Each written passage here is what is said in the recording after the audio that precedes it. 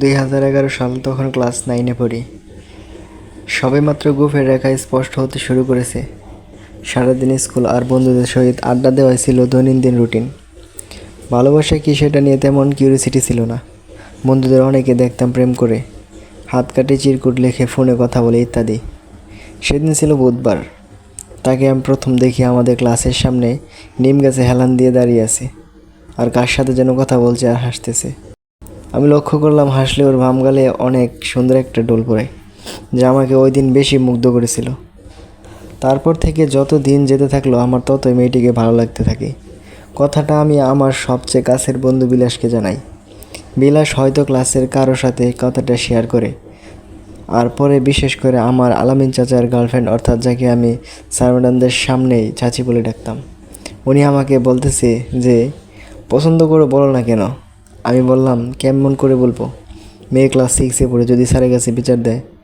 এটা এমনিতেই বললাম।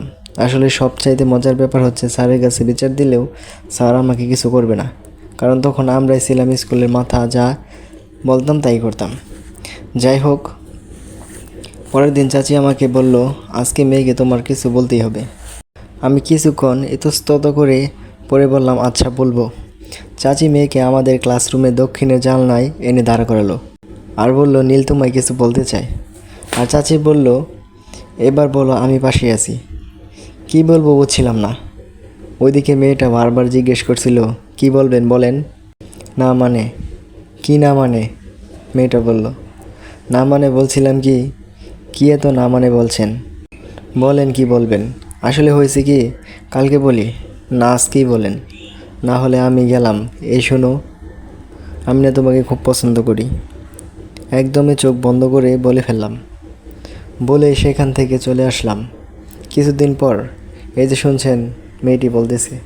তাকিয়ে দেখি ও মেয়েটি। আপনি তো অনেক সুন্দর গান করেন।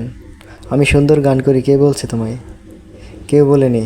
আমি দেখেছি, ওই যে সেদিন স্যারের সাথে আপনাদের ক্লাসে গানের প্র্যাকটিস করছিলেন। ও আচ্ছা, সেদিন জানি কি বলছিলাম শুনতে পাওনি? হ্যাঁ শুনেছি তো। তো উত্তরটা কি? জবাবে কিছু বলছে না, মাথা নিচু করে আছে, হয়তো লজ্জা পেয়েছে। কি হলো, কিছু বলো। কি বলবো? ভালোবাসি তোমায়, এইটা বলো। না পারবো না, না বলতে হবে। মেয়েটি দৌড়ে চলে গেল। বহু কষ্টে মেয়ের ফুফুর ফোন নাম্বার জোগাড় করলাম, কিন্তু এখন ফোন করব কি দিয়ে? আমার তো ফোন নেই, আর বাসায় ফোন দিয়ে কথা বলা যাবে না।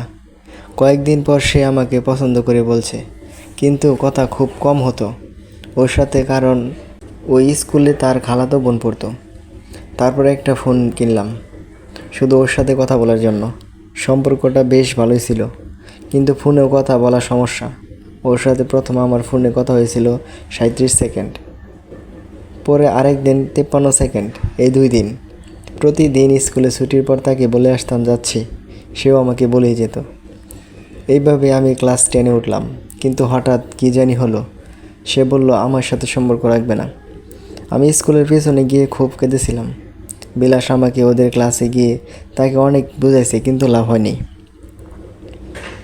ও আমাকে ডিরেক্ট বলে দিয়েছে আমার সাথে কোনো সম্পর্ক রাখতে চায় না, কিন্তু কেন তা আমি আজও জানি না।